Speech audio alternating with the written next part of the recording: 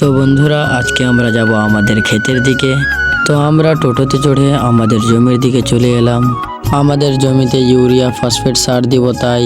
তারপরে আমি ট্র্যাক্টরওয়ালা কাকুকে ডাকতে চলে এলাম। এগুলো হচ্ছে গম, আমাদের জমিতে এখন ছিটানো হবে। তারপরে ট্র্যাক্টরওয়ালা কাকু ট্র্যাক্টর নিয়ে আমাদের জমিতে হাল বেহাতে শুরু করে দিল। তারপরে আমরা একটু ঘোরাফেরা করলাম আমাদের জমির দিকে। এগুলো সব জমি, এখন এগুলোতে চাষ করা হবে। এটা হচ্ছে গামলা, এটাতে আমরা এখন গম ছিটাবো আমাদের ক্ষেতে। তো এই যে সূর্য,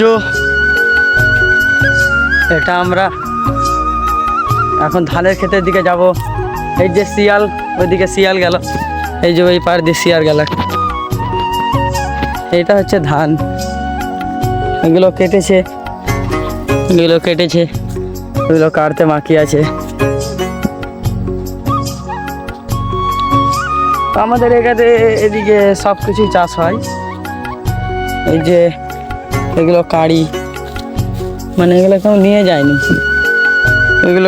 যায়নি, মানে এখানে ফেলে রেখে দিয়েছে, হলো গোড়ার দিকটা। তারপরে আমরা ধানের খই পুড়িয়ে খেয়ে নিলাম। তো বন্ধুরা, এখান থেকেই আমার ব্লগটা শেষ করলাম। যদি আমার চ্যানেলে নতুন হয়ে থাকো তো আমার চ্যানেলটাকে সাবস্ক্রাইব করে দাও এমন ব্লগ দেখার জন্য।